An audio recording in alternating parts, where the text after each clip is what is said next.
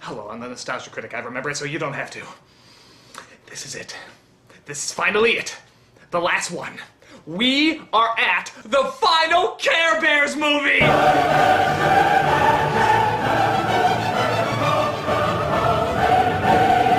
Oh, it's been hard. It's been an enchanted realm of shit watching these movies. But we're finally here. The very last one. Taste the rainbow, motherfuckers! This is Care Bears in Wonderland! Rise and shine, get a glow, 'cause you know you're gonna shine like the star you are, you are. While these may not be the worst films I've ever seen, there's just an annoyance that goes along with the Care Bears name. And this film is no exception. Not only do they insult the intelligence of the younger audience watching this, but now they insult the intelligence of the timeless Lewis Carroll books. That's 2 slaps in the face for one. How bad is it? Well, apparently it wasn't even good enough to get a DVD release. So that means that this... Do you have a house made all out of wood? And this... Time for a game of disappearing bears. deserves much better treatment than this. Bring it on! So we see this time, instead of a movie company making this film, we instead get a movie theater company. Because, obviously, nobody should keep this gift of cinema away from the movie-going public. Rise and shine, get a glow, 'cause you know you're gonna shine. And I guess they actually got Natalie Cole to sing the opening song this time. Another day, rise and shine, get a glow, 'cause you know you're gonna shine. Give her some credit, though. She puts more energy into it than Carole King, who sounds like she's singing it in her fucking sleep. Camelot, it's a rainbow fantasy for laughing out loud. Camelot is a place we all can go for laughing and singing. So we start off with Grumpy Bear waking up to a strange surprise. A white rabbit is stuck in his mirror.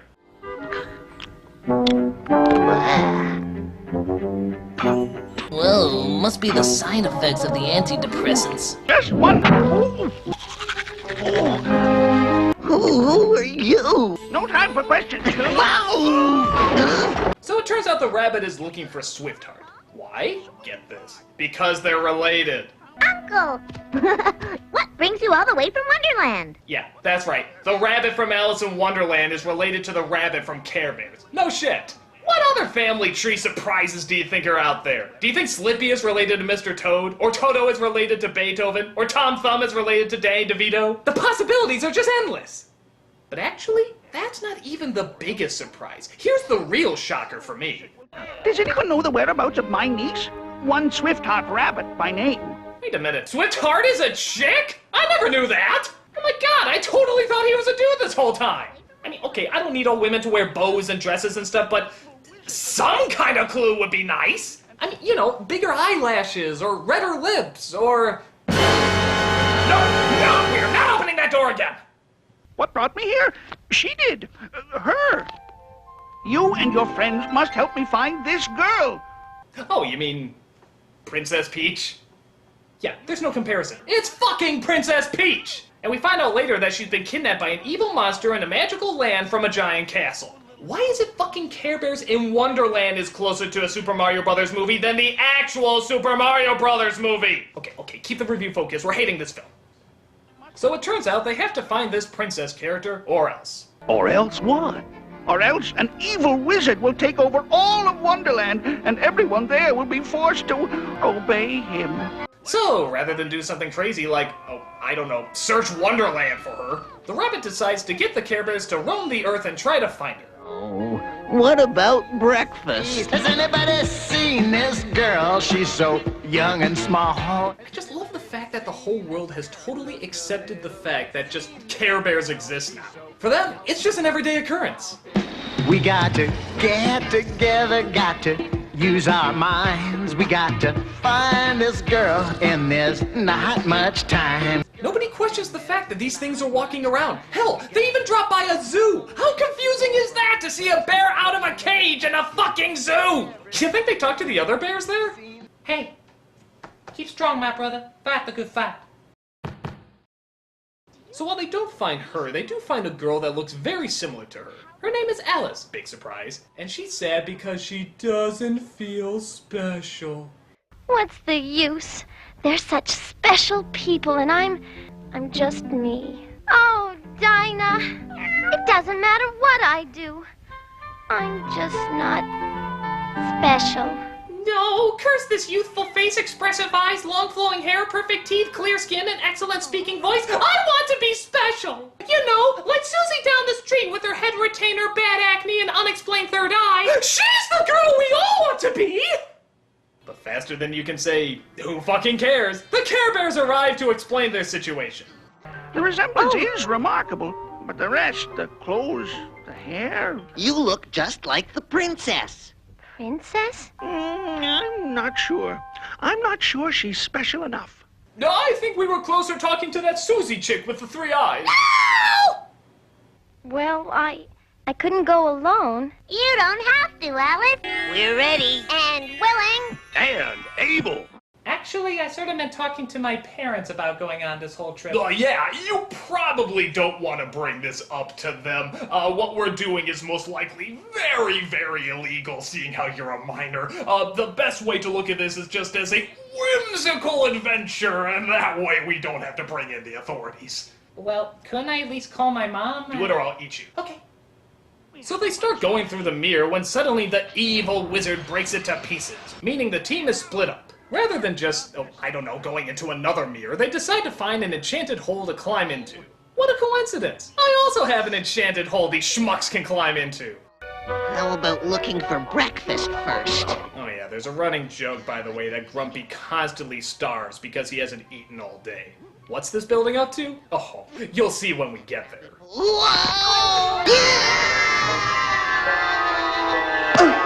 You might remember this from the much better Disney movie. Oh, you mean with Johnny Depp? No, the much better Disney movie. So the two groups venture through Wonderland. As you'd imagine, it's goofy, crazy, and all those other things you'd come to expect. But then the evil wizard named Evil Wizard sends out his 2 henchmen, who I can only assume are called Tweedle Annoying and Tweedle Obnoxious. They're sent out to stop them from reaching the castle. Who are you? The palace Told us to give a, the queen, the palace told us to give the queen a lift to, You! No. What my brother means is... You may notice a lack of enjoyment emanating from these characters and instead replaced with undiluted sodomy of the senses. Now, the reason behind this is God hates you and he shows it with Care Bears. But Tweedle Dick and Tweedle Cheese quickly send out their giant red robots for them. That's right, giant robots. Clearly fitting the Victorian-based novel that this hack film was loosely based on. But hey, if Tim Burton can throw in breakdancing, I guess Care Bears can throw in giant robots. But the Care Bears defeat the giant robots and eventually meet up with the other group. Just when they're trying to figure out what to do next, they hear a strange rapping sound. The Cheshire Cat. Who else? You know, I see that princess in a lonely room where the wizard's got her locked away. Now he's one bad dude, he's in a nasty mood, and he wants to be the king someday. You know, it's funny. This is the only character I find myself actually kind of liking in this whole film, but maybe that's because the bar has been set so phenomenally low that even a rapping cat in Alice in Wonderland is on the ups. A few of you get Alice to the palace, and the rest here's what to do. How'd you like to see a rap-off between the rapping cat from Care Bears and the rapping dog from Titanic? Oh God, I said it! Working all day, now it's time to unwind. Now I can see the Mad Hatter trying to help. He wants to set that princess free. He got I'll be busting the moves and I'll be busting the rhymes. We'll be busting up laughing cause it's party time. Don't forget to use your Everybody's feeling fine cause it's party time. Dogs and cats living together, mass hysteria. Stop! I never thought I'd say this, but put Care Bears back on! So the team splits up again. One goes to get Alice to the castle, and the other goes to find the princess. Whoa, I'm so hungry I'm starting to see things. Still building up that joke. You won't believe how disappointing the payoff is. Avast, me hearties! 'Tis a fair wind and clear sailing ahead. So it turns out they come across a series of hats that makes them believe they're different people. It must belong to the Mad Hatter. I'll bet he left it behind so we could follow him. So that's what the Cheshire Cat meant by use our heads. I suppose he could have told us that straightforward, but it wouldn't have been so forcefully hip. So while they follow the hats, I guess, the other team goes over their battle plan. Mr. Rabbit, I was wondering, what exactly does a princess do? Well, mostly sell toys, piss off feminists, and make girls question their own sense of self-worth. Tell me I'm wrong! But then Tweedledip and Tweedleshit drop by and throw her in their evil carriage. So they stop her from getting to the castle as they take her to... the castle. You just brought her to the place she was going anyway! I think your plan's a little backwards, Jafar! I am the Wizard of Wonderland. Well, why don't you leave Wonderland alone? Wonderland needs me. So of course he sings about how he wants to bring rules and order to a place where they don't seem to fly. Now, tell me listening to the song if this sounds a little bit familiar. And I'm just the man for the job. And you feel that you've had quite enough. Now, don't you ever wonder about Wonderland? How everything is upside down. Remember that you're standing on a planet that's evolving and revolving at 900 miles an hour. Yeah, pretty friggin' close, aren't they? Needless to say, the sequence would be a lot better if there were some animated Terry Gilliam movies floating around. The creatures are so crazy in their Wonderland. They don't know that it's turned around. And I know I talked about this before in my top 11 scariest nostalgic moments, but I'm gonna bring it up again. Just before the evil wizard finishes his song, for a split second he makes one of the scariest faces, period. Everything at my command. Did you miss it? Let's play it again. Everything at my command. God damn, is that freaky! Let it haunt your nightmares for weeks! Oh, don't think it's that bad? Don't think it's that creepy? Let's try replacing it with that scary face from the Don't Be Afraid of the Dark trailer.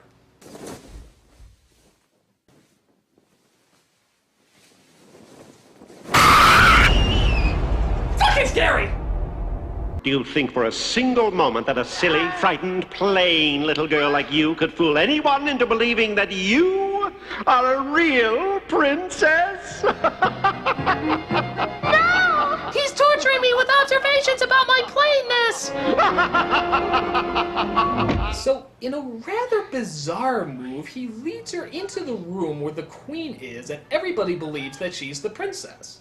Well, why did you do that, dumbass? You had her right there. You could have killed her or locked her up or something. Instead, you just sped up their plan. You know, instead of evil wizard, I think they should have called you friggin' dumb ox. Tomorrow she shall become Queen of Wonderland. So, unlike the queen in the original book, who was nasty and hate-filled, this queen is nice and jolly, and clearly has no idea how to govern because these are some damn weird rules they have to abide by.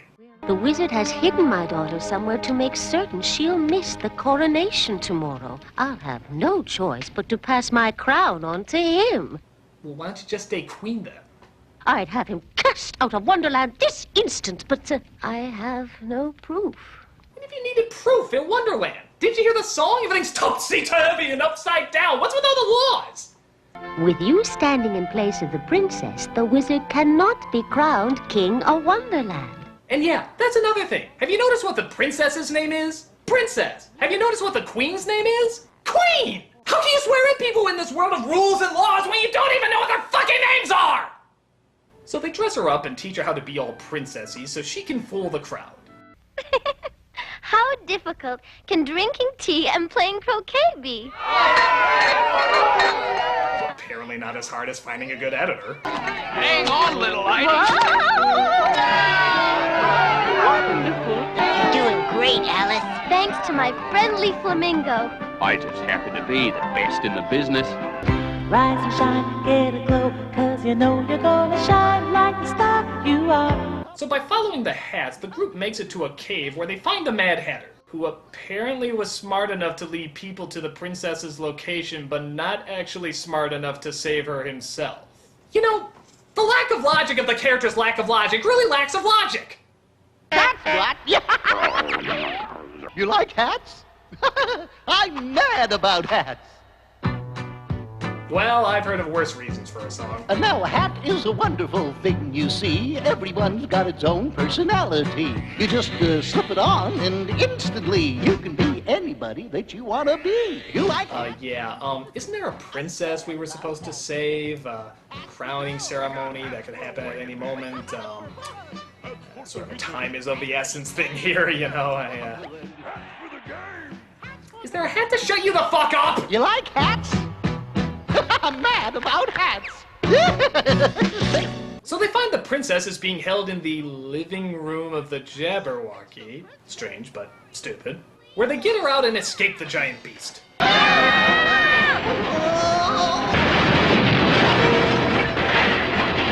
Come on, let's get out of here. But what about the Jabberwocky? He's got a thorn in his paw. The poor creature. That explains why he's so miserable. Makes me totally forget the fact that he held me hostage and is dooming a nation. So of course they pull the thorn out, and the Jabberwocky is suddenly a good guy. Thank you. Oh, you're very welcome, Mr. Jabberwocky. Call me Stan. It's much easier to say. Okay, Stan. Yeah, the Jabberwocky that we just met in the third act is named Stan. And yet, there's still 3 major characters with no names. Where are your priorities, movie? Do you just want us to forget we watched you? So he starts flying them to the castle, where Alice is now being commanded to do the princess test. What's the princess test? It's a test that only a true princess can pass. Well, you take a dozen mattresses, take one teeny tiny little pea, and then run a DNA test. See if it matches the queen. Pretty straightforward. So I guess the Book of Wonder calls for her to climb a mountain, bring a cup of water down from the well to make the sleeping flowers bloom.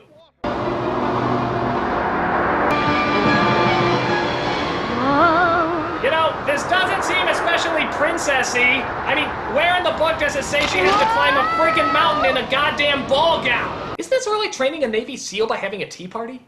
Oh, hey, look, it's Darkheart! Be brave, little Alice. Believe in yourself, because here's the most important part.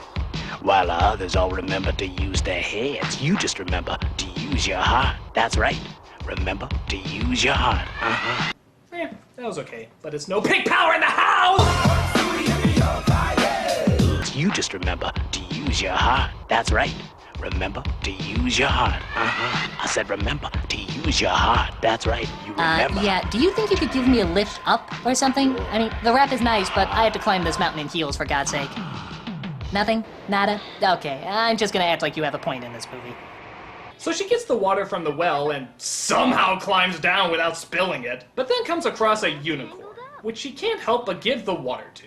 And wouldn't you know it, that was part of the test. What a shock. But it's not over yet. She still has to make the flowers bloom. Now how the hell is she gonna do that?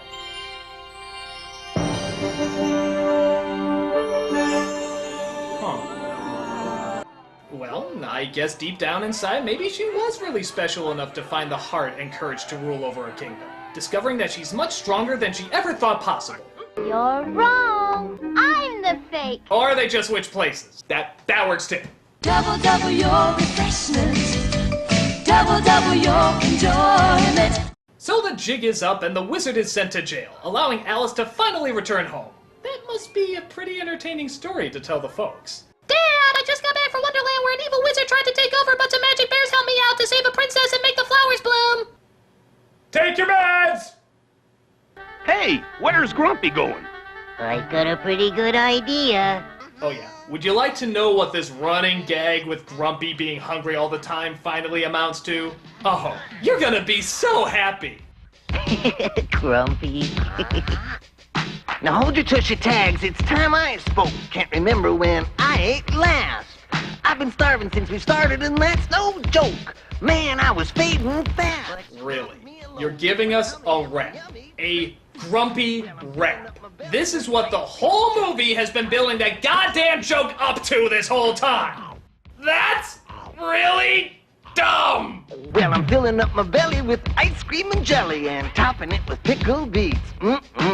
Pickled beets? Uh-huh. Topping it with pickled beets. Oh, yeah. But hey, on the bright side, at least we don't want to hear a rap from the Cheshire Cat. Yo, Grumpy Bear, I gotta hand it to you. You helped Alice and the Princess and the Queen of Hearts and did right by my man Stan. You put the wizard in his place, now everything's safe. Everything in Wonderland. You'll meet the Coopers and Troopers, the princess and the others. Hanging with the plumbers, you'll be hooked on the brothers to the bridge. I can't wait to eat, with the Care Bear family. That's right.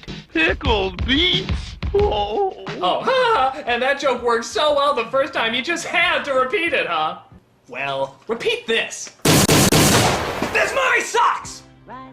They all do, but this one in particular is just so forgettable. The story is fluff, the characters are fluff. The only thing that's kinda neat is when you see something creatively weird in Wonderland, but even then that's very rare and it's usually played very safe and conservative. So there's not much to look at. While the second one was probably worse, I have to admit, that one at least had Doc Hart, who is much more memorable than anything else in this flick.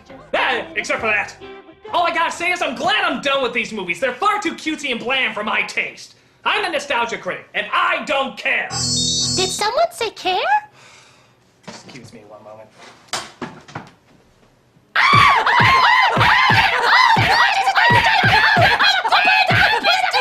Who's that coming from somewhere up in the sky? Moving fast and bright as a firefly. Care Bear's countdown and send a wish out through the air.